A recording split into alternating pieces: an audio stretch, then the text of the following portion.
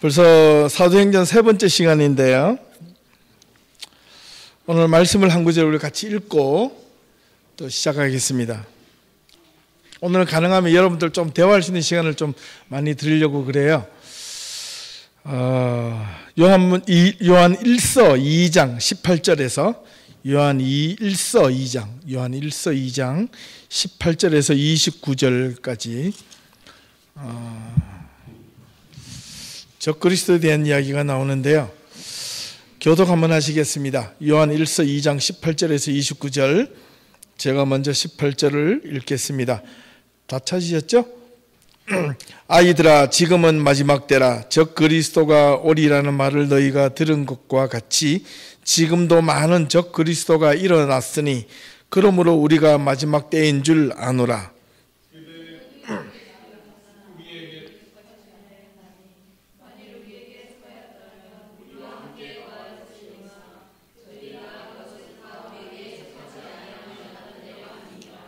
요한 1서 2장입니다. 너희는 거룩하신 자에게 기름 부음을 받고 모든 것을 아느니라. 내가 너희에게 쓰는 것을 너희가 진리를 알지 못하기 때문이니라. 알기 때문이요 또 모든 거짓을 진리에서 낳지 않기 때문이라. 거짓말하는 자가 누구냐? 예수께서 그리스도이심을 부인하는 자가 아니냐? 아버지와 아들을 부인하는 그가 적그리스도니. 아들을 부인하신 자에게는 아버지가 없으되 아들을 시인하는 자에게는 아버지도 있으니라. 너희는 처음부터 들은 것을 너희 안에 거하게 하라. 처음부터 들은 것이 너희 안에 거하면 너희가 아들과 아버지 안에 거하리라.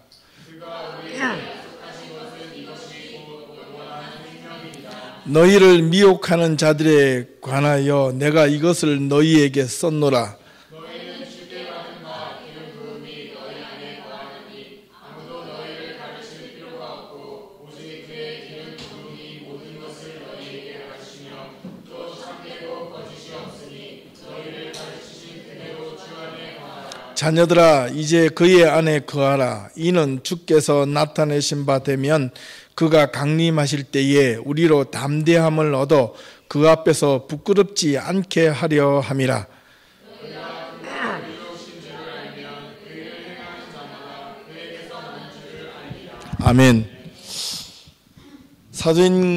사도행전이 아니고 사도신경인데요. 세 번째 시간이 벌써 지금 시작됐습니다. 오늘 주어진 요한일서에는 특별히 이단에 대해서 많이 언급을 하고 있습니다. 왜 이단이 어떻게 나타났는가? 이 사도 요한 시대에서부터 이단들이 적그리스도가 많이 나타나기 시작했습니다. 적그리스도가 여기서는 무엇이라고 설명을 하고 있습니까? 22절을 한 번만 더 보겠습니다. 21절부터 내가 너희에게 쓰는 것은 너희가 진리를 알지 못하기 때문이 아니라 알기 때문이요. 또 모든 거짓은 진리에서 나지 않기 때문이라. 그래서 진리라는 이 단어가 참 중요합니다. 기독교 신앙 안에서 뿐만 아니라 기독교 신학 전체에서는 이 진리라는 하나의 단어가 상당히 중요한 그 자리를 차지합니다. 예수님께서 말씀하셨습니다. 그죠? 내가 곧 길이요 진리요 생명이니 나로 말미암지 않고는 아버지께로 올 자가 아무도 없다라고 이야기를 하셨습니다. 예, 거기에 예수님 자신을 스스로를 향하여 진리라고 이야기하셨습니다. 그렇다면 우리가 하나님의 은혜를 얻기 전에 하나님의 은혜를 얻으려면 무엇을 알아야 합니까? 진리를 알아야 되겠죠. 그럼요. 진리가 무엇인지 분명하게 알아야 됩니다. 그런데 진리를 모르고 은혜를 받는다는 것은 이거는 문제가 생기는 겁니다. 왜냐하면 내가 여러 가지 은혜를 받는데 그 은혜가 예를 들자면 다른 것에서 올 수도 있습니다.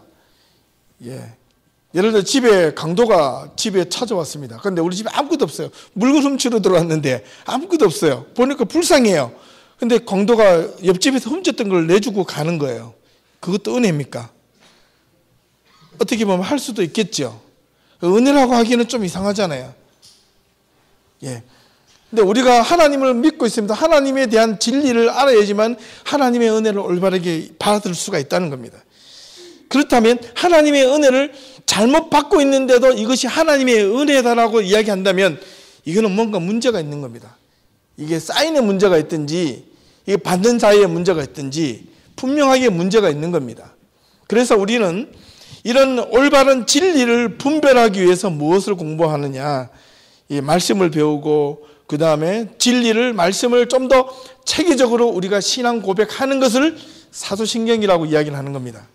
사도신경은 참 중요합니다. 너무너무 중요합니다. 매주마다 우리가 고백문으로 읽고 하고는 있지만은 이 고백문이 어떻게 또 이렇게 중요한지를 오늘 한 번 더 우리가 살펴보도록 하겠습니다. 여기에 보면 22절 한 번 더 보십시오. 거짓말하는 자가 누구냐? 모든 거짓은 진리에서 나지 않는 자가 거짓말한다는 겁니다. 그죠? 근데 여기서 말하는 거짓말은요, 예를 들자면요, 오늘 우리 미나 오랜만인데 안녕하세요 이래가지고 막 내가 미나를 좋지도 않은데 그냥 좋은 것처럼 안녕하세요 뭐 이렇게 하는 이런 속임수 페이크 같은 이런 거짓말이 아니라는 거예요. 그런 거짓말이 아니에요. 예. 단순하게 누구를 향해서 뭐 좀 속이는 이런 거짓말이 아니라 진리를 알고도 진리를 부인하는 거짓말, 또는 진리를 알아가는데 그 진리를 알아가는 것이 힘들기 때문에 진리의 길을 걸어가는 것이 고통스럽기 때문에 그 고통스러움을 진리보다 더 힘들다고 생각하기 때문에 진리를 포기하고 다른 길로 가는 것들, 예를 들면 좀 편한 길을 선택하는 것들, 그런 것들을 이야기하는 겁니다. 여기서 거짓말하는 자가 누구냐? 특별히 예수께서 그리스도이심을 부인하는 자가 아니냐? 그러면 아버지와 아들을 부인하는 그가 적그리스도다. 사도신경에 왜 우리가 성부, 성자, 성령에 대해서 쭉 나왔는데 오늘은 이단에 대해서 공부를 할 겁니다. 공부라는 것은 곧 신앙이거든요. 배워야지 우리가 신앙으로 받아들일 수 있으니까. 예. 여러분, 신앙이라는 자체가 그냥 믿음은 그냥 이렇게 뭐 belief 이렇게 쓰기도 하지만은 믿다라 할 적에 believe잖아, 그죠? believe지만은 이걸 한문으로 쓰면 신앙, 믿을 신자, 우러를 앙자야. 내가 우러러 보면서 믿는 것, 이건 뭐냐면 1차적으로 제일 내 삶의 우선적으로 제일 먼저 내가 바라보고 신뢰하는 것이 무엇이냐라는, 그게 믿음이라는 겁니다. 믿음. 그렇다면 여러분들 삶 속에서 여러분들 믿음 있습니까? 라고 할 때, 여러분 믿음 있습니까? 믿습니까? 라고 할 때, 아멘! 이라고 할 때 그 말하는 이 신앙은 가장 여러분의 삶에 우선이 되어야 된다는 겁니다. 우선이 됩니까? 여러분의 신앙이, 여러분의 믿음이 여러분 삶에 있어서 가장 최우선이 되고 있습니까? 아멘. 진짜 그 아멘을 한다면, 못한다면 한번 생각해 보시고, 할 수 있다면 뭐냐면 이제 두 번째 문제가 생겨요. 왜냐하면 내 삶에 고난이 왔을 때, 어려움이 왔을 때, 고통이 왔을 때 하나님을 우선적으로 그래도 생각할 수 있는가? 이제 여기부터 문제가 생기기 시작하는 거예요. 문제가 없으면 괜찮아요. 잘 될 때는 괜찮아요. 그러나 어떤 나의 시련이 오고 고난이 오고 내가 뜻하지 않는 길로 가고 있을 때, 내가 바라보는 목적지에 다르지 않고 자꾸 멀리만 간다고 느낄 때, 그때 하나님이 그래도 나에게 우선이 될 수 있는가? 우선을 될 수 있는 것을 가지고 이 신앙 밑바닥은 믿음을 갖기 전에 뭐가 있어야 되냐면요, 이게 있어야 돼요. 아시겠죠? 변함없는 신뢰, 변함없는 하나님을 향한 내 삶의 환경에 상관없이 내가 하나님을 바라보는 것이 흔들리지 않겠다는 것. 그런데 이 흔들린다는 것은요, 흔들린다는 것은 이게 디스라는 것을 요즘 디스라는 말을 많이 쓰는데, 불신을 하기 시작하면, 신뢰를 하지 못하기 시작하면 어디에 빠지게 되는 줄 아십니까? 우선을 두는 줄 아십니까? 내 삶의 환경에서부터, 내 삶의 조건에서부터 하나님을 신뢰하는 것이 흔들리기 시작해요. 반드시 흔들립니다. 저와 여러분들이 하나님을 믿는 이 신앙이 정말로 내 인생의 내 삶의 우선이라고 생각한다면 여러분 신앙, 여러분 지금 살고 있는 삶의 고통이 여러분의 믿음을 누르지 못할 겁니다. 여러분의 믿음과 여러분의 신앙이 여러분 삶의 고난을 이겨낼 거라는 겁니다. 그죠? 이러한 믿음이 필요합니다. 하나님은 몇 번 제가 말씀드리지만은 여러분의 외형과 외모와 여러분이 가지고 있는 것을 가지고 여러분을 좋아하지 아니하십니다. 지난주도 말씀드린 감사의 조건은 여러분 주위에 갖고 있는 나의 어떤 소유에 있는 것이 아니라 뭐에 있다고요? 마음에 있다고 그랬어요. 내가 어떤 마음을 가지고 있느냐에 따라서 상황을 가지고 항상 감사할 수도 있고 상황이 열악해도 감사할 수 있는 반면에 다른 사람 보기에 저 사람은 너무 풍족한데도 컴플레인 하는 사람들이 있다는 겁니다. 오늘 상황이 어떤 것인지를 한번 보겠습니다. 지난 시간에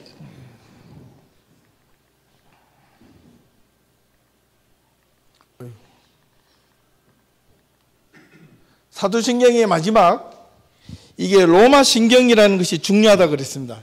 기억하시나요?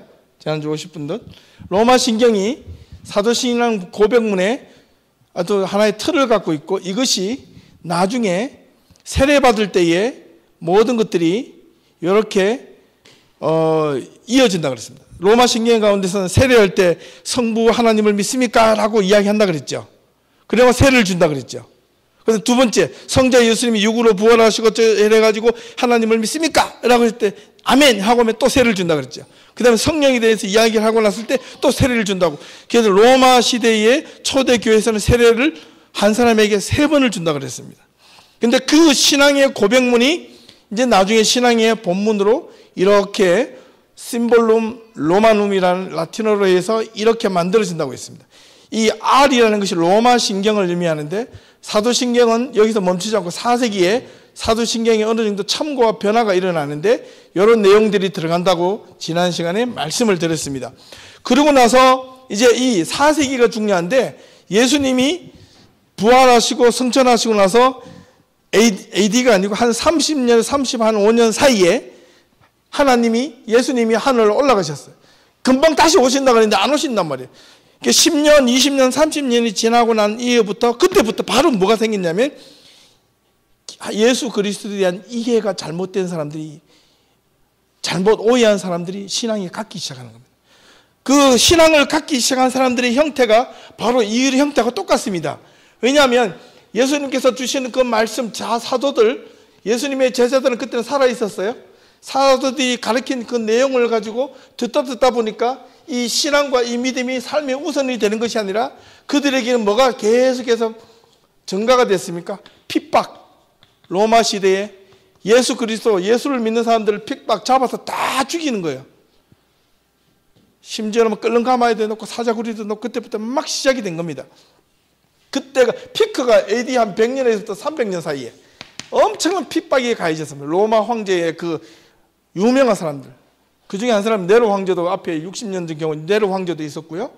여러 가지 이게 뭐 도미티안 황제 같은 비롯해서 이런 황제들은 이 그리스도인들을 너무너무 고통과 핍박의 자리로 내몰았습니다. 그래서 이 사람들은 할 수 없이 기독교의 핍박을 로마의 핍박을 피해서 어디로 숨었습니까? 지하로 숨은 거예요. 카타콤 같은 데로 숨은 겁니다. 예. 이런 외부적인 조건에서 흔들리지 않는 것이 신앙이어야 되는데 외부적인 조건에 흔들리다 보니까 그냥 신앙만 흔들리는 것이 아니라 여기에 외부에 나타나는 하나의 사상들, 그 다음에 여러 가지 외부적인 종교들, 이런 데는 아주 종교의 자유도 있고 엄청나게 크게 막 나름대로 성전도 지어지고 엄청나게 잘 되고 있는 모습을 보고 우리가 믿고 있는 이 예수님에 대한 신앙이 혹시나 잘못된 것이 아닌가 회의를 갖게 되는 겁니다. 그러나 그럼에도 불구하고 핍박이 가해지면 가해질수록 더 신앙의 우선과 순수함을 지켜갔던 성도들이 있었습니다. 그 성도들이 저런 신앙의 고백을 처음부터 하나하나 하기 시작하는 겁니다. 그래서 교회가 점점 알게 모르게 확장이 되고 커져가기 시작하는 겁니다. 근데 그 사이에서 교회가 확장이 됐습니다. 커졌습니다. 커졌는데 그 교회 지도자들 가운데서도 또 교인들 가운데서도 그 다음에 이제 교회에 대한 이해나 해석이 성부 하나님과 성자 예수님과 성령 하나님에 대한 이해가 잘못하기 시작하는 겁니다.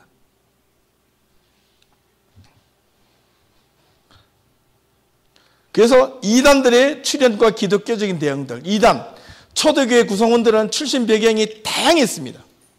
엄청나게 다양했는데 이 다양함은 교회의 복음의 메시지의 보편성을 증거했고, 보편성이라는 것은 출신 배경이 다양했다는 것은 로마에 있는 귀족들로부터 심지어는 황제의 아내에서부터 그 다음에 쭉 귀족 원로원도부터 해가지고 이방의 모든 사람들, 그 다음에 로마 시민부터 해서 팔레스타인 사람들, 그 다음에 어느 알렉산드리아 사람들, 그 다음에 저 북쪽에 있는 사람들, 전에 아까없이 노예나 뭐 지주나 상인을 할 것 없이 많은 사람들이 출신 배경이 다 다르지만은 예수를 믿기 시작했다는 그런 뜻입니다. 그래서 교회를 풍요롭게 만들었습니다. 그래서 로마 교회에 들어오면 헬라인이나 유대인이나 자유자나 그 다음에 노예나 종이나 이런 내용들이 막 나오는 겁니다. 다 그리스도 안에서 하나이니라. 이런 이야기를 사도 바울이 이제 복음서에 통해서 여지없이 외치고 있습니다. 하지만 동시에 기독교의 메시지가 다양한 배경을 따라 해석되는 또한 이런 잘못된 결과가 초래된 거예요. 왜? 자기가 살아왔던 삶의 배경, 환경, 그리고 자기 출신에서 일어났던 주위에 했던 여러 가지 백그라운드나 조건들이 기독교 신앙을 접할 때 복음의 순수성을 먼저 따라가야 되는데 이걸 잃어버리고 옆에 있는 조건들을 보고 이 성경을 자꾸 이해하고 하나님의 말씀을 자꾸 들으려고 했다는 겁니다. 그래서 이런 해석자들 가운데 기독교의 메시지를 도리어 왜곡시키는 결과까지도 나오게 된 겁니다. 어떤 이들은 그리스도라는 이름을 사용하면서 실제로는 기독교의 핵심 메시지로부터 멀리 떨어져 있는 것도 상당수가 있게 된 겁니다. 그러니까 여러분들 오늘날 교회에 보면 이단이라고 하는 자들을 보시면 얼마나 자칭 그리스도와 예수 하나님이라고 하는 사람 많습니까? 지난주인가요? 이렇게 제가 한겨레 신문에 나왔는데 자칭 한국인의 예수 하나님이라고 하는 사람들이 수십 명이 돼요. 전 세계도 제일 많은 것 같아요. 그 조그마한 나라에서. 초대교회 당시 논란이 되었던 교회의 본질과 삼위일체 하나님의 신앙을 왜곡시켰던 이단들의 대표적인 형태가 이제 나오는데 여러분 그동안에 들었던 분들도 나올 거고요. 또 여러분들 또 우리 개인적으로 성경 공부 하시는 분들에 대한 이야기도 이제 또 나올 겁니다. 한번 보시면 상당히 도움이 되실 겁니다. 첫 번째,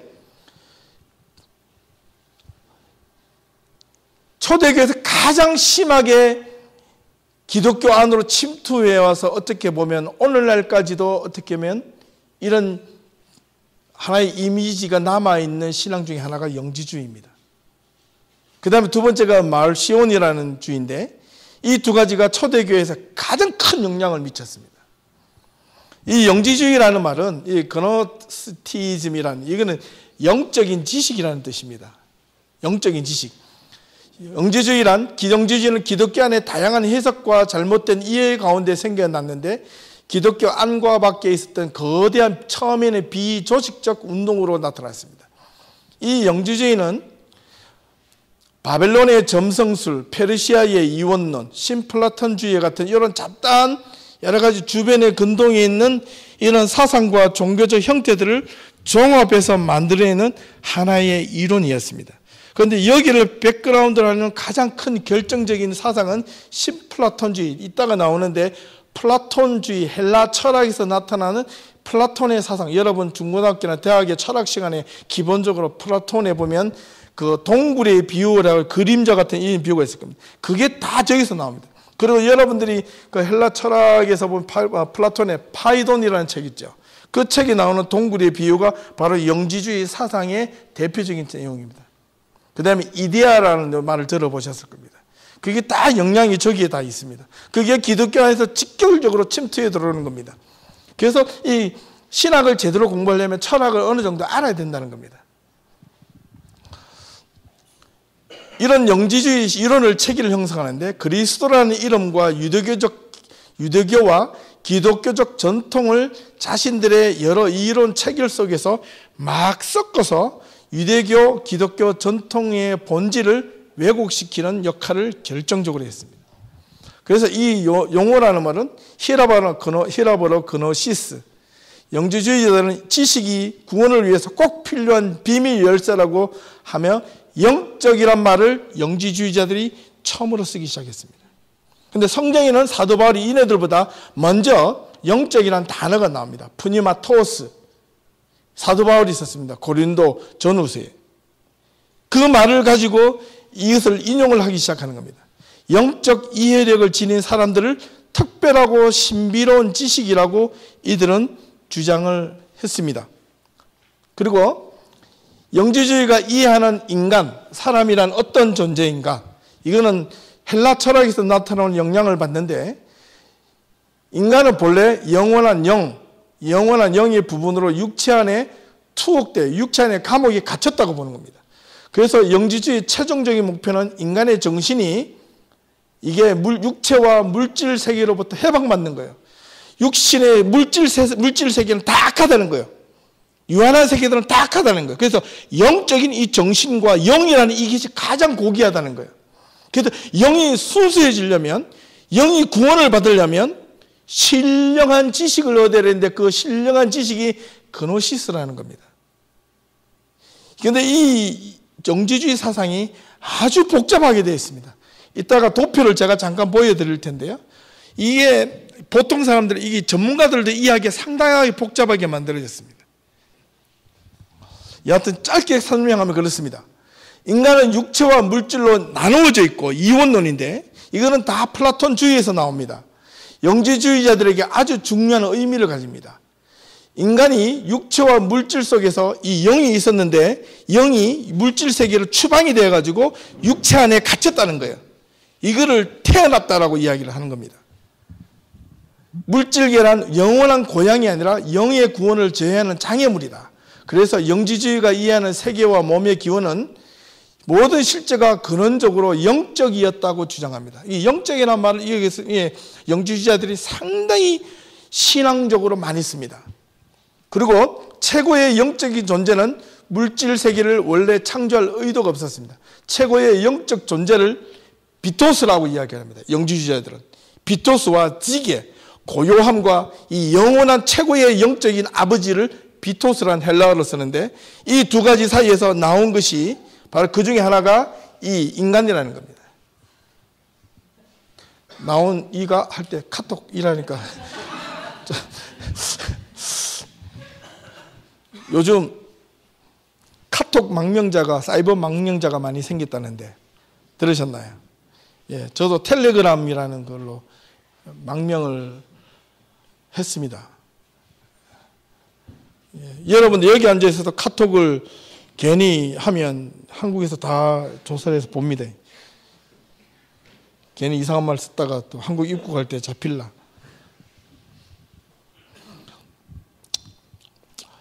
최고의 영적인 존재로부터 멀리 떨어져 있는 어떤 영적 존재 가운데 하나가 실수로 물질 세계를 창조했다는 이론이 있습니다. 되게 웃기죠. 우리가 보면 우습습니다. 그런데 얘들은 진지해요. 그런데 그 초대교회 사람들은 그걸 믿었다니까요. 그래서 얼마나 많은 사람들이 여기에 빠졌는지 아십니까? 그리고 저급한 어떤 영적 존재가 실수로 물질 세계를 창조하기 때문에 이 세계의 기원이 실수와 후회였다고 주장합니다. 어떤 영지주의자들의 이론에 따르면 영적인 존재들 가운데 하나의 지혜가 영적인 세계를 탄생시키려, 지혜, 낙태의 결과가 이 물질세를 낳았다는 겁니다. 잘못된 지혜를 발휘해서 물질을 만들었다는 겁니다. 이 물질 세계가 영적 존재에 의해서 만들어졌기 때문에 그 속에 영의 불씨들과 영의 파편들이 들어있는데, 이것이 인간의 몸속에 갇혀있는 영이라는 겁니다.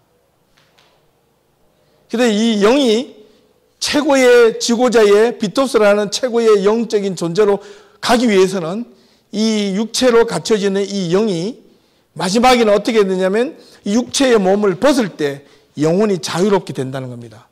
그래서 영혼은 결코 죽지 않는다는 이론입니다. 그래서 나온 이 플라톤의 이데아론에 보면 immortality, 영혼 불멸론이 그때부터 나오는 겁니다.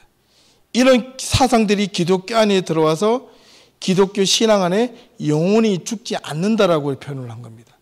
그래서 사람이 죽어서 영혼이 천국으로 바로 간다는 거예요. 이상하죠? 영혼 구원이라는 말을 많이 썼는데 그런 내용들이 여기서 이런 사람들에 의해서 제일 먼저 주장이 된 겁니다. 영혼 구원이 아니라 제가 무슨 구원이라고 그랬죠? 생명 구원이라고 그랬잖아요. 생명입니다. 생명. 여러분의 라이프 생명입니다. 여러분 하나님께 여러분의 생명을 구원하시기 위해서 이 땅에 오신 겁니다.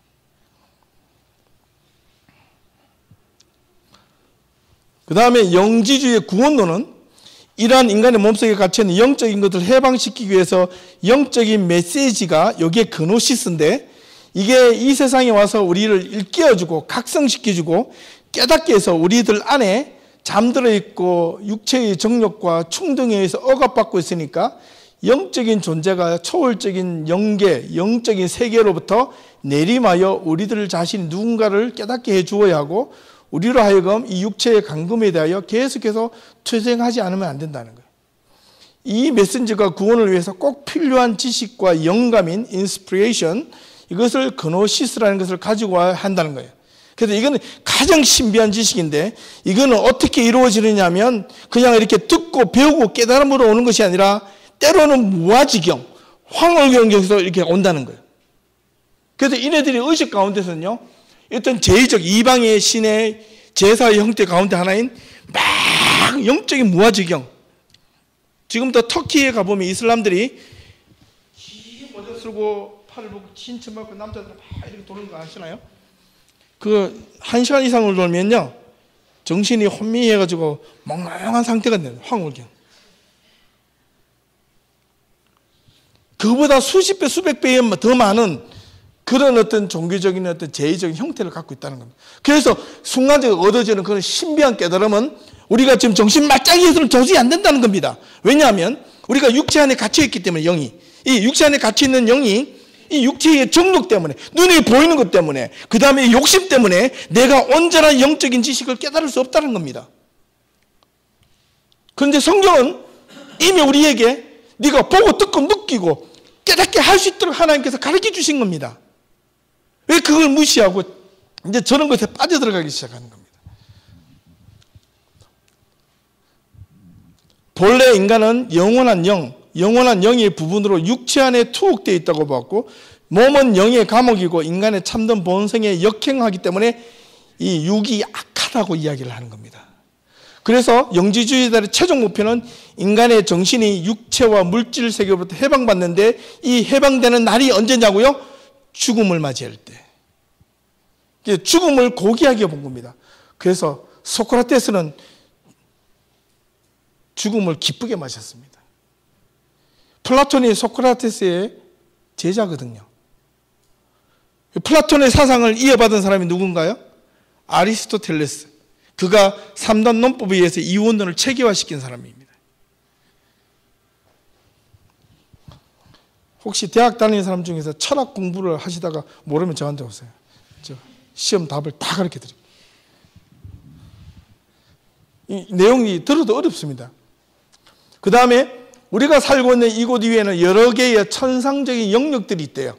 사도 바울이 고린도 후서가에 보면 1층천, 2층천, 3층천 이런 말들이 나오는데 그런 것처럼 이 우리가 살고 있는 이 지상의 땅의 위에 1층천, 2층천 여러 층계의 영이 있는데 이것이 인간이 이 최고의 자리까지 올라가기 위해서는 신비적인 영적인 지식을 얻어야만 올라가고 그냥 올라가는 것이 아니라 육에 갇혀있는 몸을 벗을 때만 올라간다는 거예요. 그러니까 뭐가 올라가는 거예요? 영이 올라간다는 거예요.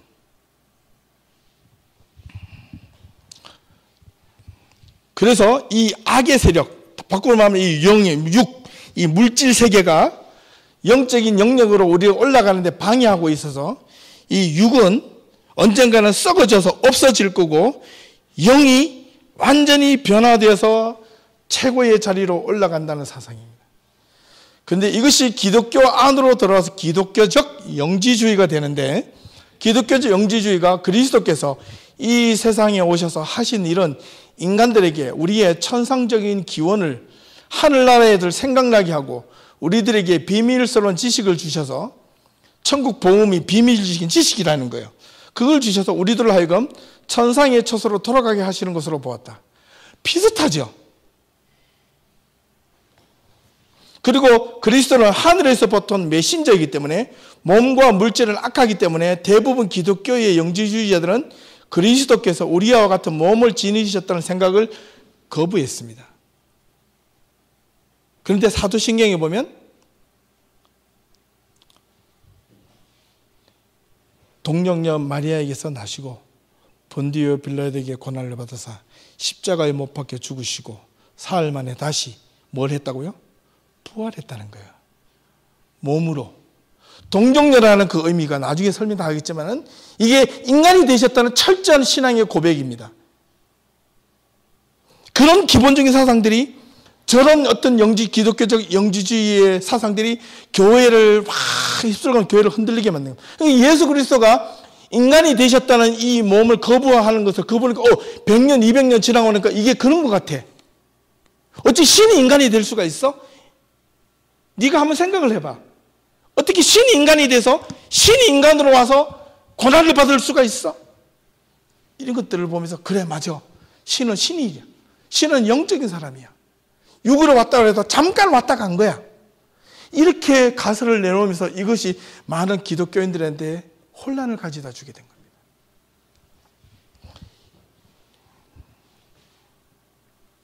그 다음에 그래서 그리스도의 몸은 가연, 도케스틱, 가연, 잠깐 눈에 반짝 보였다 마는 것, be like to, 뭐뭐처럼 보인다, 예? 뭐뭐처럼, 뭐뭐인 것 같이 보여지는 거예요. 예수님의 몸은 그냥 눈에 잠깐 보였던 것으로 이해하고 기적적으로 인간의 몸이 보이던 일종의 유령처럼 생각하면서 그것을 교리화시켰습니다.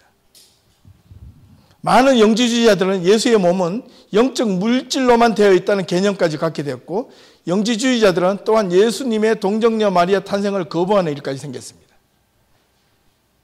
왜냐하면 세상의 물질은 모두 악한 것이기에 예수를 물질적인 세계의 악한 세력 속에 들어온다는 것 자체를, 신을 용납할 수가 없는 겁니다. 그러므로 육적인 이 카널이라고 하는데, 사람은 육체의 죽음과 더불어 멸망하도록 저주를 받았고, 스피리추얼, 영적인 사람들만이, 육체 안에 갇힌 영들만이 육체로부터 해방되어 영적 충만하게 도달할 것이란 확고한 신앙을 가졌는데, 이때가 언제냐? 죽음이다. 그런데 예수님은 죽음 앞에서 어떻게 대했는가? 죽음을 보고 기뻐했습니까? 이제는 나도 이제 육의 몸을 와서 십자가 고난 받고 나면 이제 자유다! 이렇게 하셨습니까? 십자가 앞에서 절규했습니다. 절망했습니다. 이 죽음이라는 그 두려움이 엄습한 이 인간의 모든 생사의 마지막 죽음이라는 그 자체 앞에서 얼마나 허무하고 공허하고 쓸모없는 것인가에 대해서는 그런 두려움까지 예수님도 느끼셨다는 겁니다.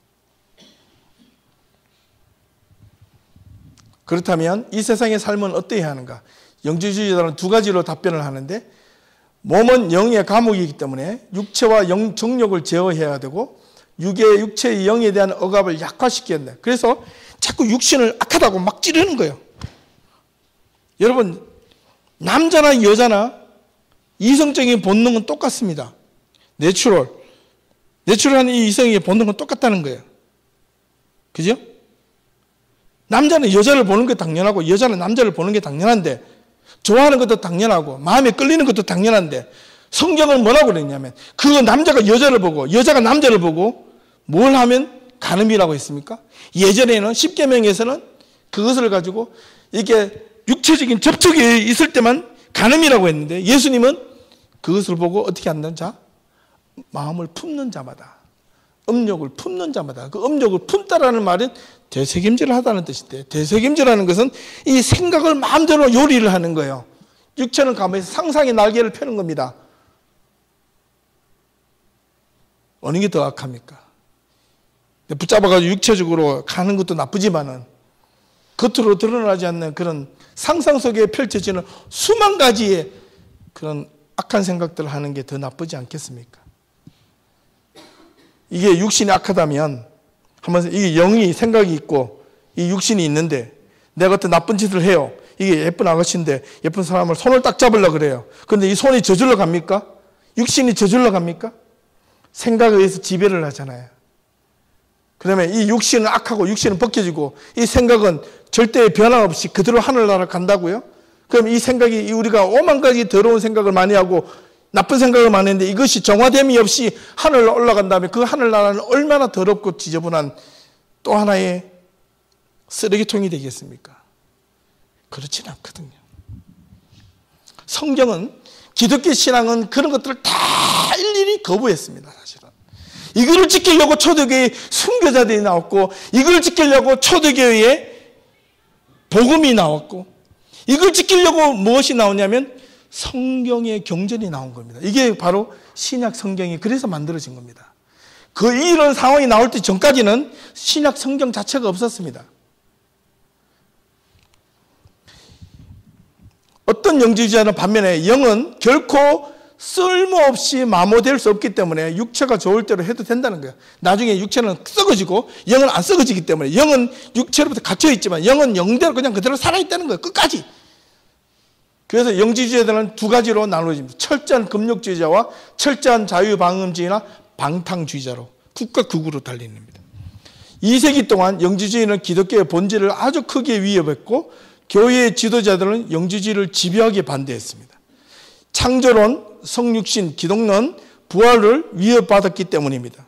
교회는 이러한 이단에 대처하기 위해서 여러 가지 방향을 제시했는데 그러한 맥락 속에서 성경을 만들 필요가 있었습니다.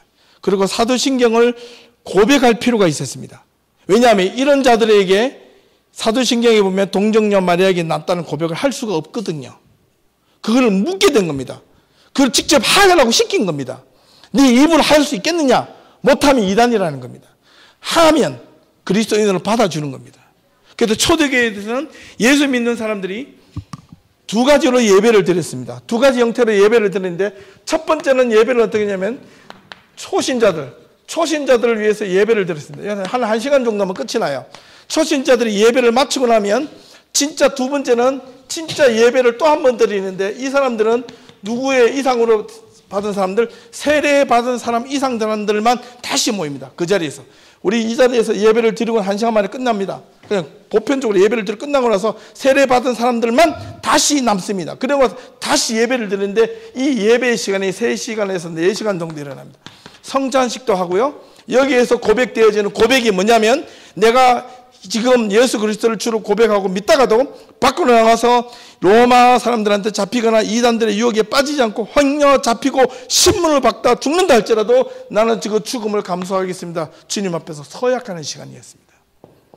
성경을 그렇게 많이 들었고 제자들의 간증문을 글로 적어놓은 것들을 읽게 되었고 그것을 성찬식을 하면서 매주마다 고백문을 하게 됩니다. 그런데 그 다음 주에 또 모이니까 한 사람 한 사람씩 빠지는 거예요. 왜 빠졌게요? 잡히다 죽는 겁니다. 그런데 그 사람들은 이 두 번째 예배에 사람들은 목숨을 내어놓고 지키는 겁니다. 신앙, 삶의 우선으로 보는 겁니다.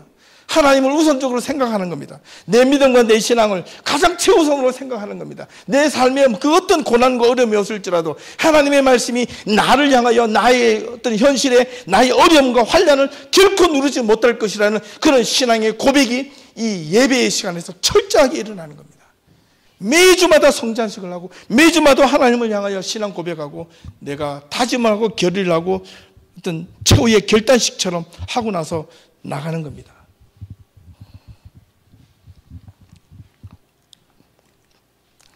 이 영지주의자들이 오늘날까지 여러 가지 역량들이 있는데요.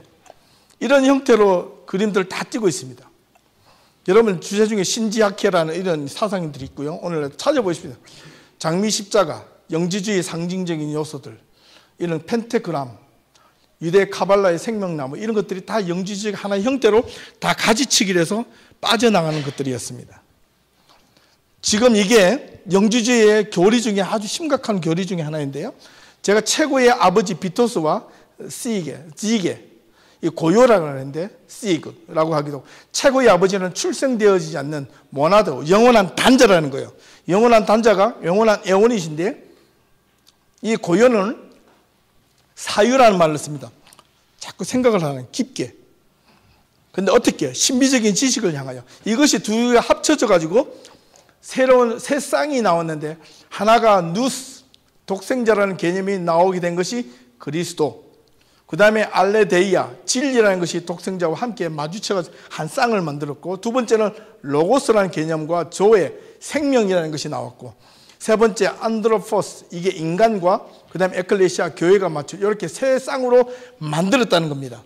누가? 이게 비토스와 시그가 이렇게 유추가 됐는데, 그 중에 하나가, 독생자 중에 하나가 누스만이 아버지를, 비토스를 알고 있다는 거예요. 이게 나머지는 로고스와 인간과 교회의 생명, 진리들은 모른다는 겁니다. 그래서 이 누스를 통해서 나온 게 그리스도인데, 이 그리스도가 이 에온을 교육하게 했습니다. 에온이 뭡니까? 영원한 에온, 최고의 아버지를 자꾸 가르치는 겁니다. 그러니까 예수가 이 땅에 와가지고 복음, 영적인 지식을 갖고 이 땅에 왔다는 겁니다. 이 땅에 와서 복음을 다 하늘나라의 복음을 다 전파하고 씩 갔다는 겁니다. 어떻게? 영적으로 갔다는 겁니다. 영적으로.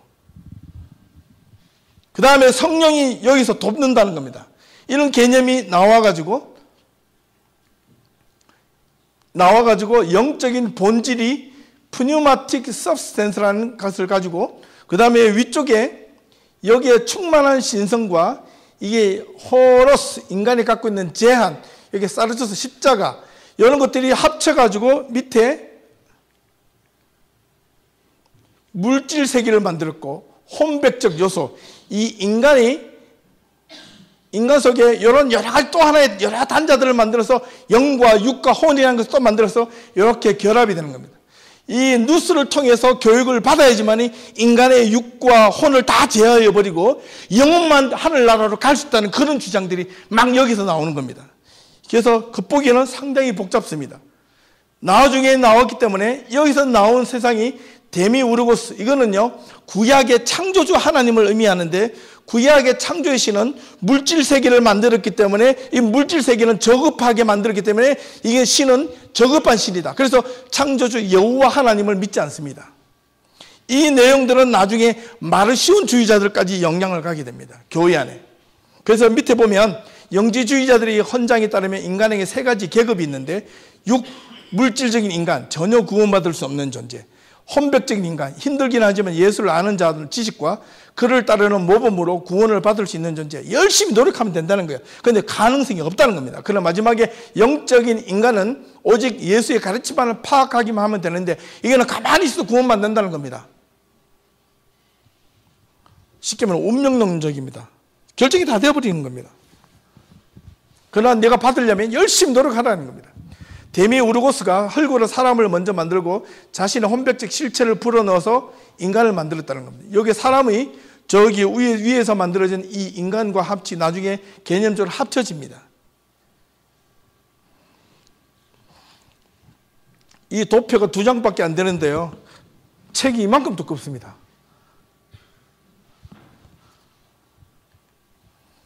그 다음 두 번째 이단들의 형태를 보면 마르시온인데, 이거는 대표적으로 성부 하나님, 아까 데미우르고스라고 만들었던 이 성부 하나님을 부정합니다. 왜냐하면 창조주 하나님은, 물질 세계를 만드는 하나님은 저급하다고 생각했던 겁니다.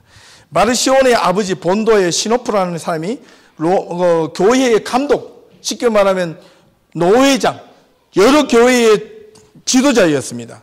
그런데 이 마르시온은 어렸을 때 기독교에 대해서 아주 신앙이 좋았습니다. 그런데 언제부턴가 모르게 이 유대교와 물질 세계를 증오하기 시작했습니다. 어떤 뭐 때문에 어떤 어려움이 있었는지 모르겠는데 그런 증오감을 갖게 되었고, 결국에는 반유대교적이고 반물질적인 기독교 신앙을 갖게 되었습니다. 그리고 144년경에 로마에 갔다니까 자기를 따르는 한 무리를 얻게 되는데, 여기에서 자기가 갖고 있는 이 반증오적인 이런 사상들을 교회 안에서 설파를 합니다. 사람들이 확 따르는 겁니다. 그래서 만들었습니다. 그런데 일반 교회들이 이 마르시온이 가르친 교리가 기독교의 기본 교리와 충돌하는 결론에 이르면서 마르시온이 그 교회에서 이탈해서 나옵니다.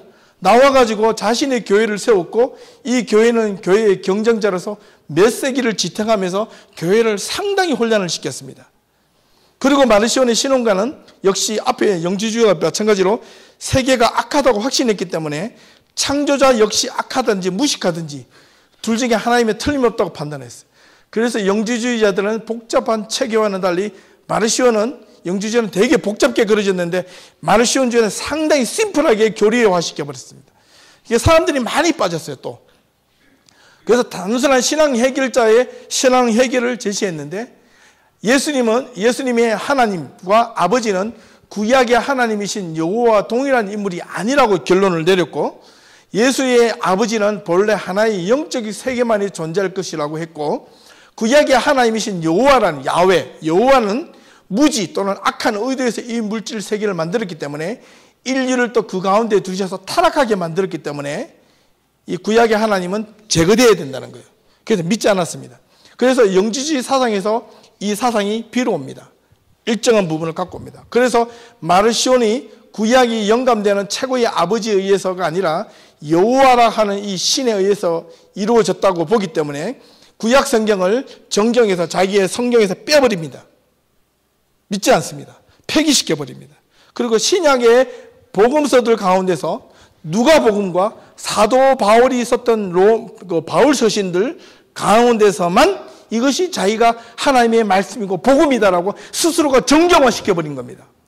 그래서 이것만 복음서라고 이야기를 하다 보니까 기존에 있는 교회에서는 마태복음, 마가, 누가, 요한도 있고 사도행전도 있고 교회 구약 성경도 있는데, 근데 이런 성경들이 다 사도 바울 서신도 있고 요한계시록도 막 편지로 막 돌아다니고 있는데 그거는 다 가짜라고 하니까 기존의 교회에서 난리가 난 겁니다.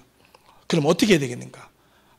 그러면 이것들을 배제할, 이것들을 이단으로 정죄하고 취급해야 될 우리도 또 하나의 정경, 캐논, 하나의 텍스트가 있어야 이제 만들어야 되지 않느냐라고 만든 것이 신약 성경이라는 겁니다.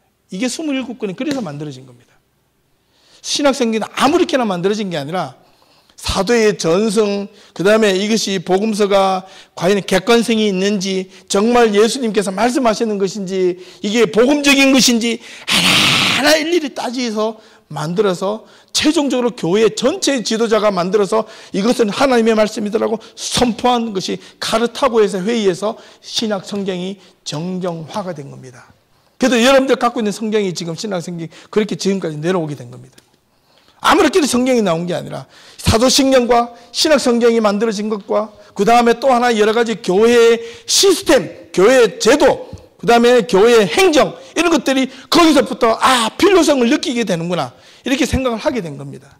그런데 사람들이, 교인들이 한 명, 두 명씩 나타나면서 자꾸 말썽을 부리는 거예요.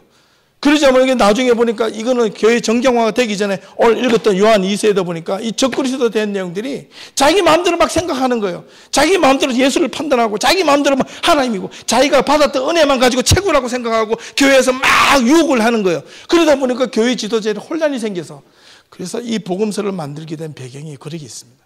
그래서 왜 성경을 말씀을 올바르게 읽고 듣고 배워야 하는지에 대해서는 저와 여러분들이 이런 백그라운드를 알면 성경 말씀을 얼마나 집중해야 된다는 것을 우리는 알 수가 있습니다. 이런 기본적인 지식도 없이 우리가 단지 그냥 교회에서 열심히 찬양하는 거 좋아요. 하나님의 은혜를 너무 많이 받는단 말이에요. 그런데 받기 위해서 뭘 먼저 추구해야 된다? 오늘 성경에 보면 무엇을? 진리. 그럼요. 진리 안에는 뭐가 되어 있어? 하나님의 공의와 정의가 들어있어요. 하나님의 의의와 공의가 입각해서 진리가 나오는 거고, 그 진리에 의해서 우리에게 하나님의 은혜가 오는 겁니다. 여러분, 하나님의 은혜는 그냥 아무렇게나 줄이지 않아요. 내가 마음이 상해 있다고 은혜가 오지 않아요. 내가 괴롭다고 하나님을 부르짖는다고 하나님의 은혜가 우리에게 오지 않아요. 언제 하나님의 은혜가 우리에게 온다고요? 주님을 똑바로 바라볼 때, 주님을 진실로 붙잡고자 하는 그런 절망감이 있을 때, 절박함이 있을 때, 내가 오직 예수님밖에 없다라고 고백하는 그 자리에서 그때가 은혜가 여러분들한테 오십니다. 그 가운데 하나님의 은혜가 심각하게 여러분의 가슴을 뚫고 지나간다는 거예요. 그런 성령의 은혜를, 하나님의 은혜를 여러분 경험할 수 있기를 바랍니다. 언제 오는지 몰라요. 그래서 성령의 은혜를 가지고 바람이 어디서 왔다가 어디로 가는지 모르고 성령의 임함도 그러하니라. 요한복음에 그렇게 말씀하신 거예요. 뭔가 큰 익사이팅한 체험을 받아서 성령의 은혜가 온다고만 생각하지 마십시오. 결코 그렇게 오지는 않습니다. 올 때도 있습니다. 그리고 마르시온의 이 신앙관의 최고의 아버지인 그의 아들을 우리에게 보내주신 이유는 여호와가 피조물인 우리 인생들을 측은하게 단지 불쌍히 해서 그냥 오셨다는 거예요. 이유는 하나 없어요. 그것밖에 없어요. 예수는 진정한 마리아부터 탄생되지도 않았대요. 예수는 여호와에게서 예속된 존재가 되었기 때문에 오히려 예수는 티베리우스 치하에서 하나의 성인으로 믿었습니다. 또 하나는 인간적인 예수를 믿은 거예요. 하나님으로 보지 않은 거예요. 이후에 종말에 가서는 예수는 없고 최고의 하나님은 무조건적으로 우리를 다 사랑하시고 우리를 전부 다 용서해 주신다고 그렇게 믿고 있어요. 그러면 최후의 심판, 예수의 재림, 아무런 의미가 없어지는 겁니다. 구원, 아무런 쓸모가 없어요. 다 구원받는데? 내가 여기서 예수를 안 믿어도 구원받는데? 내가 마음대로 살아도 구원받는데? 하나님 은혜가 그냥 막 오는데? 그리스도인들은요, 그렇게 살아서는 안 된다는 거예요. 마르시오는 구약 성경을 버려야 했고 구약 성경이 저급한 말씀이기에 교회 안에서 읽혀져서도 안 되고 기독교 교리의 근거도 결코 사용될 수 없다고 믿었고 구약을 제어한 진정한 기독교의 경전을 제시했는데 바울 서신과 누가복음만이 그들의 경전으로 먼저 경전화시켜서 이것을 제거하기 위해서 배제하기 위해서 신약 성경이 정경화 27권으로 만들어졌다는 겁니다. 또 밑에 보면 영주주의만큼 교회에 아주 위협적이어서 영주주의자들처럼 기독교의 창조, 예수님의 육신적 그다음 부활 이거를 배격하거나 과격하게 재해석해서 교회를 아주 어려움을 갖고 그래 뿐만 아니라 감독들과 경전을 갖춘 교회의 시스템을 갖고 있었기 때문에 상당한 효과를 보였습니다. 그런데 기존에 있는 교회는요 체계적이지 않았어요.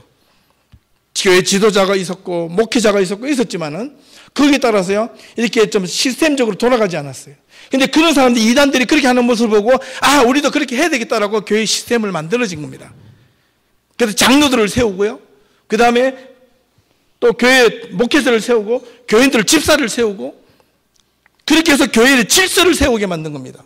그래서 그 질서를 따라 하지 않은 자들을 위해서 때로는 엄청나게 치리도 하고 교회를 쫓아내기도 하고 교회에다 말씀을 부리는 자 복음을 따라 말씀을 따라 살지 않는 자는 매주마다 그것을 질문하고 질의하고 따져서 삼일째 하나님에 대한 신앙 고백을 하게 만들고 하지 않는 자들에게 교회를 쫓아내는 그런 일까지 교회 안에서 4분의 했습니다.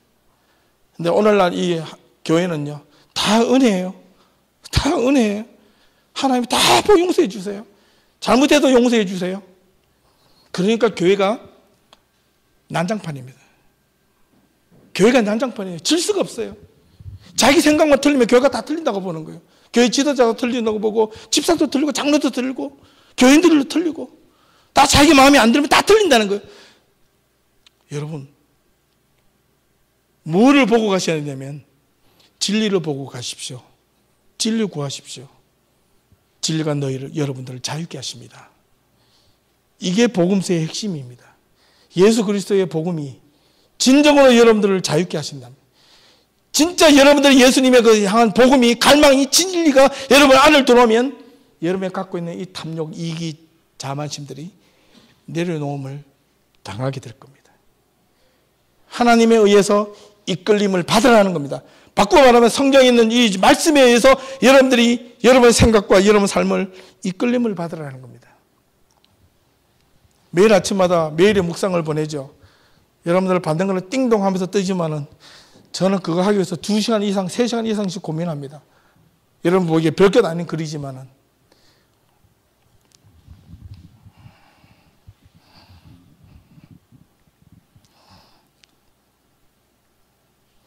마르시온들이 히포테시스 가설이잖아요. 마르시온이 갖고 있는 경전이 마가, 마태, 누가를 다 영향을 줬다는 거예요. 이렇게 체계적으로 막 만들어 나오니까 기존의 교회에서는 이게 상당히 위협을 느낀 겁니다. 오늘날 교회에서 얼마나 이런 체계적으로 여러분 신앙에 대해서 배워본 적 있습니까? 여러분 이단들 가보십시오. 이단들의 굴속에 들어가 보면 얼마나 철저하게 교육시키는 줄 아십니까? 신천지는요, 뭐 팀장급에서는요 따로 모아가지고 훈련시키고요. 그 그룹의 공부에서는요, 뭐라 그러더라? 뭐라 그러죠? 위에 높은 사람들을? 추수꾼도 위에 추수꾼 팀장인가 추수꾼장인가 뭐 그런 사람들은요, 따로 불러서 하루에 몇 시간씩 훈련시키는데 그 한 사람 한 사람들을요, 6개월 때문에 1년 동안 어떻게 하느냐면 그 사람의 개개인을 따라 붙으면서 그 사람의 삶이 어떤가를 지켜봅니다. 그래서 자기가 가짜로 소개해가지고 이게 추수꾼이에요. 훈련받고 있는데 내가 딱 자명을 해요. 그래서 전혀 모르는 사람이 우리 다가가요. A라는 사람한테 다가가가지고 혹시 이상한 말로 물어봐요. 그래서 이 사람이 혹 넘어가면 이 사람은 그 다음 주에 그 교육에서 배제를 시켜버립니다. 아시겠어요? 그 정도로 그들은 철저하게 가르칩니다. 아주 성경을 보기에 혹하는 사람들. 그러니까 교회에서 대부분이 신천지에 빠지는 사람들이 어떤 사람들이 빠져요? 교회 다니다가 낙심한 사람들이 빠져요. 대부분 사람들이. 교회에서 절망하는 사람들이 교회에서 빠져요. 교회에서 이런 교육을 제대로 한 번도 못 받고 교회 밖에서 그런 혹하는 소리에 들어가서 확 빠져버린단 말입니다. 그러니까 우리는 얼마나 교회 안에서 하나님의 말씀으로 철저하게 훈련받고 철저하게 신앙을 교육을 받느냐에 따라서 여러분들이 이 세상을 이길 수 있는 힘이 있느냐 없느냐, 여기에 관건이 달려있다는 거예요.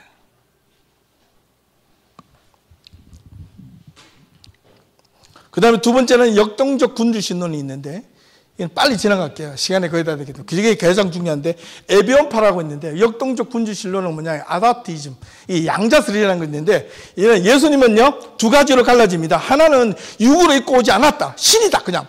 영적인 존재였다. 그리고 또 하나는 하나님은 예수는 인간이었다. 신이 아니다. 이렇게 갈라지는 겁니다. 그리고 성부 하나님, 또 양태로인 것이 있는데 뭐냐면 성부 하나님이 예수님이 됐다가 성령도 됐다가 이렇게 된다는 거예요.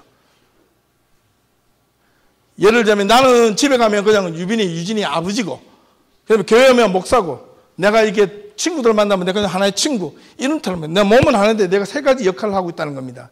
이게 양태론입니다. 교회 안에서 이렇게 믿는 사람들이 정말 많습니다. 여러분, 제가 말씀드린 삼위일체 하나님은 이렇게 표현을 쓰기도 합니다. 제가 지난주에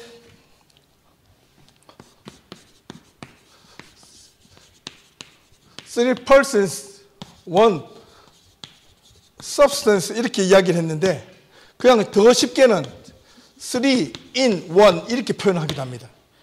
한 분 속에 있는 세 분, 한 분 속에 있는 세 위격. 그래서 이걸 가지고 초대교회 중세까지 넘어와서는 마치 몸은 하나이고 머리가 셋 달린 공룡으로 막 이렇게 막 이단들을 막 취급해가지고 중세에 보면요, 이 유럽 같은 데 보면 그런 자료들이 얼마나 많이 있는지 모릅니다.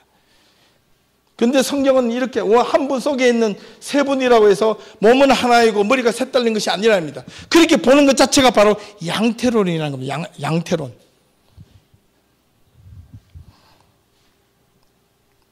양자설과 가연설. 예수는 그냥 육신에 입고 오셨는데 하나님의 아버지로 양자로 입양이 됐다는 겁니다. 그래서 나오는 게 뭐냐면 하나님은, 예수는 처음은 있었다. 그러나 아버지는 처음이 아니고 영원토록 계셨다. 그래서 이 양자론에 나온 것이 요한복음의 1장에 보면 태초에 말씀이 계시니라, 그 말씀이 11절을 가니까 말씀이 육신이 되어서 예수 그리스도가 되셨다, 이런 말이 나와요. 이런 말이 나오는 이 과정을 보고 예수를 양자론에서 쳐버립니다. 그래서 로고스가 세상에서 만들어진 것이에요. 왜냐하면 처음에 태초에 말씀이 있어 딱 나왔다는 거예요. 말씀이 돼서 나온 이 첫째부터 만들어지기 때문에 예수가 여기서부터 만들어져서 아버지로부터 태어나고 존재로서 지어짐을 받았다고 보기 때문에 양자라는 겁니다. 육신의 몸을 입고 와서.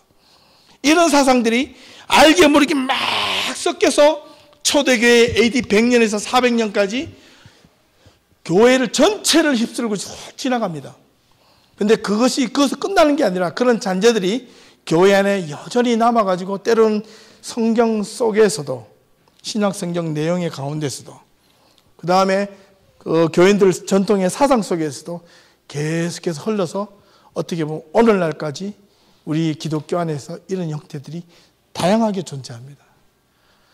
그래서 이것을 지켜내려고 이번에도 수많은 사람들이 이 성경을 해석하고 재해석하고 초대교회의 역사를 밝히고 공부를 계속하고 있는 겁니다.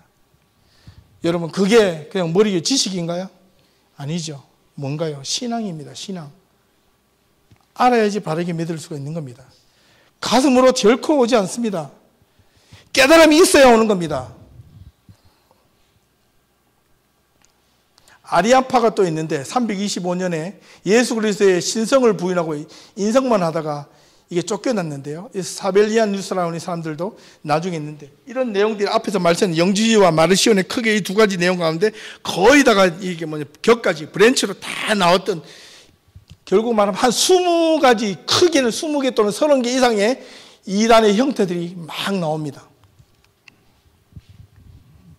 아폴로나리오스, 네스토리오스, 바마 이렇게 해서 그래서 이런 수많은 이단들의 형태가 공존하고 있었기 때문에 이에 대한 교리적 정립과 정경적 채택의 필요성을 느끼게 되어서 기존에 있는 교회 지도자들이 모여서 만든 것이 사도신경. 왜냐하면 기존에 뭐가 있었어요?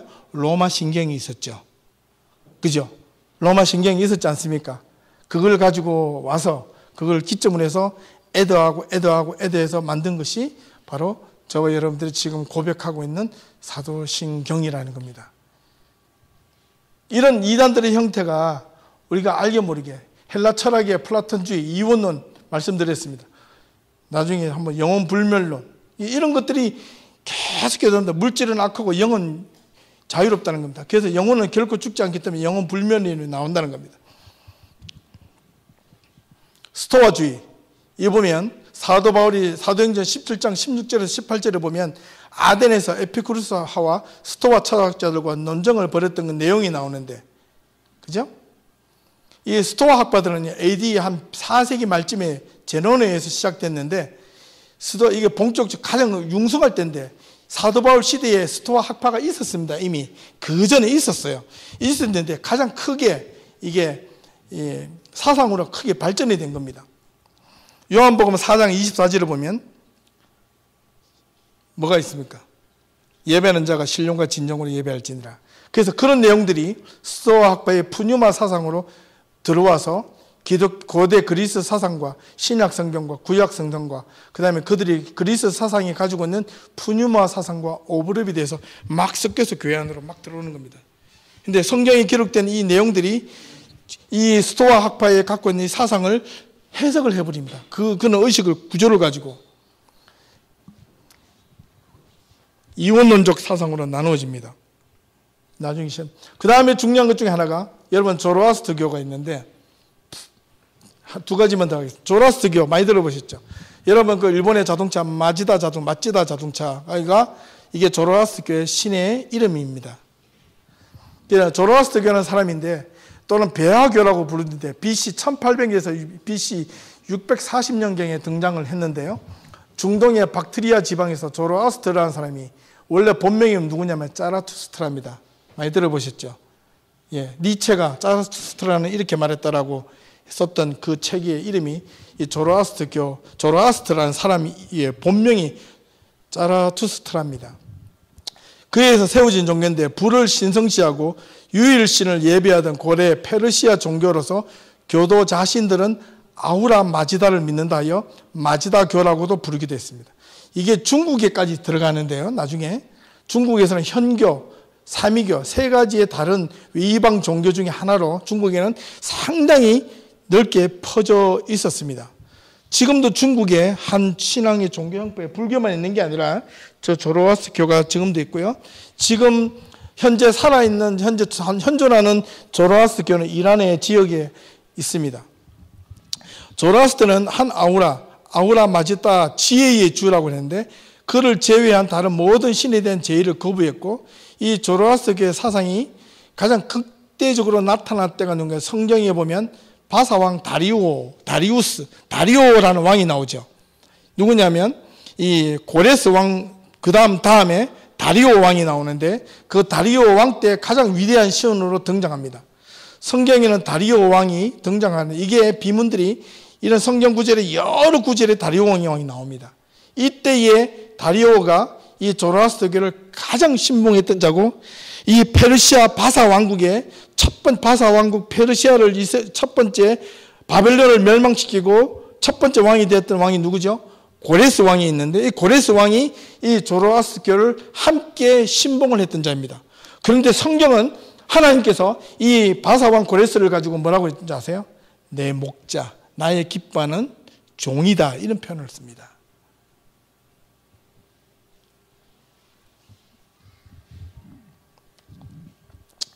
고레스 왕 때부터 조로아스터교를 믿고 있었다. 이거는요, 처음부터 선신과 악신이 존재하는데, 선신과 악신이 천상에서 싸우면 이 지상에도 나쁜 사람과 착한 사람이 싸우는 거예요. 천상에서 선신이 이기면, 악한 신이 이기면, 지상에도 선신이 이기면 세상에 착한 사람이 이기고, 천상에서 악한 신이 이기면 지상에도 악한 사람이 이긴다는 거예요. 거의 운명론적으로 결정이 되어 있는 겁니다. 그리고 나중에 죽으면 어떤 천국의 길을 건너가기 전에 어떤 다리를 건너가는데, 그 다리는 칼날입니다. 착하게 살다가 건너간 사람들 다리 위로 누군가에 끌려가지고 천국으로 들어가고, 악한 거 조금이라도 50대 50으로 해서 약간이라도 죄를 지으면 그 칼날이 워낙 날카롭기 때문에 이게 들이면 아프잖아요. 그러니까 막 이렇게 하다가 떨어져도 죽는다는 겁니다. 그래서 지옥으로 떨어진다는 겁니다. 그런 사상이 여기에 조로아스터 교회에 나옵니다. 막 그런 내용들입니다. 지금 이란에 현존에 지금 살고 있는, 현존하고 있는, 지금 있습니다. 이 이란의 조로아스터교 사원입니다. 이게 조로아스터교의 상징적인 심볼이고요. 지금 이란의 이스파한이라는 자매 모스크라는 곳인데, 이라크 테헤란이 아니고 동남쪽으로 조금 떨어진 곳인데요. 뒤에 없네. 동남쪽으로 좀 떨어진 곳인데, 그곳에 가면 이 자매 모스크라는 곳이 있는데, 자매라는 것은 금요일이라는 뜻입니다.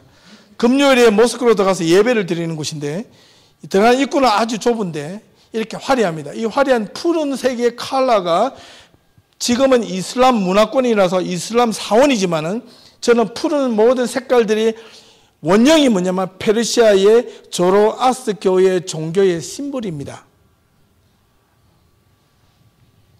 이렇게 되어 있고요. 전부 다 푸른 모양으로 되어 있고, 그런데 여기 있는 하나의 문양마다 보면 이렇게 만들어졌는데, 이 문양 안에서 이런 그림들이 조로아스터교를 상징하는 문양을 그대로 살려놓고 이슬람 문화를 그대로 가져서 사원을 지어놓은 겁니다. 이게 조로아스터교의 대표적인 상징이고요. 이런 그림을 고대 벽화 같은 데 보면 보이실 겁니다. 이게 아우라 마지다라고 하는 신입니다. 이게 짜라투스트라고 해서 이런 식으로 생겼다고 초상화를 저렇게 그려놓은 겁니다. 그 다음에 두 번째는 마니교라고 하는, 마지막으로 마니교인데, 이 마니교는 여러분은 많이 들어보셨을 겁니다. 창시자 마니교인데 약 AD 한 300년, 200년 이후인데, 250년 경우인데, 이 마니라는 사람이 만들었는데요. 이거는 누구냐면 여러분 잘 아시는 성 어거스틴, 아우구스티누스가 젊은 초기에 20대에서 30대 이전에 타락하고 방탕한 시절을 살았을 때 이 마니교에 심취했습니다. 이 북아프리카까지 마니교가 확장이 되었는데, 이 스스로를 아담으로 시작해서 이 불교, 붓다, 조로아스터교, 위에서 말한 조로아스터교, 그리고 예수의 사상까지 다 짬뽕시켜가지고 자기가 마지막에 계승자라는 거예요. 짜라투스트라와 붓다와 예수의 후대 신봉자들에 의해 타락하고 잘못된 가르침을 원래 그들의 모습으로 자기가 다시 정리해서 자기가 정리했다고 보는 겁니다. 그러니까 자기가 마지막 예언자, 선지자라는 거예요. 그래서 유명한 어거스틴이 청년 시절에 마니교에 심취했습니다. 북아프리카에 살았던 어거스틴에까지 마니교가 침투해 왔기 때문이다. 자유분방한 로마 시민권을 가진 아버지 파트라키우스와 기독교 신앙을 가진 어머니 모니카. 예. 모니카가 신앙이 좋았어요. 예. 많은 방황과 갈등을 하였던 어거스틴은 어머니의 기도로 어거스틴이 누구를 만나느냐면 로마의 감독 주교 암브로스라고 하는 유명한 감독을 만납니다. 그 사람을 만나서 회심을 하게 되고, 로마서 13장에 있는 성경 구절을 가지고 하늘의 빛을 만나는 듯 마음에 각성하고 깨달음을 갖고 철저하게 회개하고 눈물로 고백하고 난 다음에 회심을 해서 고대 교회의 가장 유명한 교부 중에 한 사람이 됩니다. 그러니까 나중에 만들어냈던 것이 고백록입니다. 그리고 참회록이 그때 나오게 된 겁니다. 꼭 읽어보셔야 됩니다. 성경의 경전만큼 너무너무 좋아요. 그에게 새로운 매력을 청년 시절에 줬습니다. 이때 이 어거스틴이요, 사생활을 낳습니다. 방탕한 성적으로 물러난 생활을 너무 많이 해가지고 창녀와 사이에서 사생활을 낳습니다. 그 모든 것까지 자기가 마지막에 회개하고 하나님 앞에 돌아서서 복음을 전하는 가장 위대한 복음의 전도자가 되었습니다. 이게 그는 또 페르시아의 마니교가 막 형제에 이뤄가지고 14세기 이후에 대부분의 국가에 소멸이 됐는데 이란 지역과 중국의 일부 지역에서만 지금도 마니교가 또 남아 있습니다. 이게 확장이 되는 거. 마니교가 영국이 저기 프랑스까지 올라갔고요. 로마를 거쳐서 이렇게 중국까지 넘어갔고 이집트까지 갔던 엄청나게 크게 300년에서 500년 사이에는 엄청나게 종교가 갑자기 확 커졌습니다. 이단은요 엄청나게 커져요. 이건 이제 다음 주에 제가 그래서 이제 경전의 필요성이 생기는데 왜 필요해서 어떻게 해서 성경을 만들게 되었는가 이제 그 이야기를 하게 될 겁니다.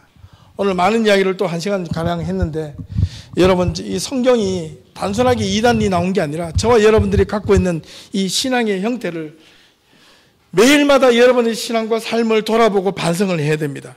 내 삶이 어제 갖고 있는 것이 오늘이 잘못됐다고 다 내려놓을 수 있어야 됩니다. 그래야지 날마다 새로운 신앙으로 번갈아 가면서 새로 배울 수가 있습니다. 하나님의 말씀은 언제나 우리를 누르는 것이 아니라 우리를 항상 새롭게 만드십니다. 날마다 우리를 새롭게 하시는 하나님이심을 믿고 저와 여러분들 갖고 있는 이 신앙과 이 믿음을 결코 헛되다 생각하지 말고 여러분의 신앙을 여러분 인생의 삶의 우선으로 두어 보십시오. 하나님이 어떻게 우리를 이끌어 가시는가. 근데 우리가 생각하는 데드라인을 우리가 정해놓지 말라는 겁니다. 하나님의 때가 있다는 겁니다. 그걸 가지고 카이로스라고 이야기하잖아요. 우리의 때가 아니라 하나님의 때가 있고 그 하나님의 때가 올 때까지 우리는 가만히 앉아서 노는 것이 아니라 우리가 최선을 다해서 노력하고 준비하는 그때 하나님께서 우리에게 진리 가운데 은혜를 더하여 주신다는 겁니다. 믿을 수 있기를 바랍니다. 기도합시다. 하나님 감사합니다. 오늘은 사도신경에 탄생하게 된 여러 가지 배경을 또 보면서 고대 교회에서 일어났던 수많은 이단들의 모습들을 살펴보았습니다. 하나님, 이것이 정말 그러했다면 오늘 우리들의 삶 속에서도 우리의 신앙을 돌아보고 우리가 붙잡아야 될 것과 우리가 버려야 될 것, 우리가 하나님의 말씀을 정말 지켜야 될 것, 지키지 말아야 될 것, 버려야 될 것이 무엇이 있는지 분명하게 알게 하시고 그 가운데 우리가 살아계시는 하나님의 그 온전한 진리를 바라보고 따라갈 수 있는 그 진리 안에 공의와 정의가 살아있고 공의와 정의가 살아있는 그 진리 가운데서 우리에게 은혜를 주심을 결코 잊지 않을 수 있도록 도와주시옵소서. 여전히 우리는 죄인이고 여전히 우리는 힘들고 어렵고 고난 속에 살아가고 있지만 그러나 그럼에도 불구하고 우리가 한 가지는 포기하지 말아야 될 것은 하나님을 온전하게 바라보고자 하는 신뢰, 그 믿음 하나로 우리에게 은혜를 더하여 주시고 그 믿음이 오직 살아계신 진리이신 예수 그리스도를 바라보는 진정한 말씀 위에 근거한 신앙만이 하나님 우리들을 이 험악한 세상, 이 유혹 많고 우리가 쉽게 넘어갈 수 있는 이런 세상에서 우리 자신을 단단하게 지켜줄 것은 오직 하나님의 말씀밖에 없음을 고백하며 우리 신앙인들에게 더욱더 굳건한 믿음을 허락하여 주시옵소서. 마치고 또 함께 자기의 한 주간의 삶을 나누고 기도회를 가지고자 합니다. 하나님 각 모임마다 하나님께서 은혜를 더하여 주시고 그들의 삶을 간섭하여 주셔서 평생에 살아가며 하나님이 그들의 삶에 가장 앞장서서 하나님이 그들을 인도하시는 귀한 복된 삶이 될 수 있도록 도와주시옵소서. 예수님의 이름으로 기도합니다. 아멘.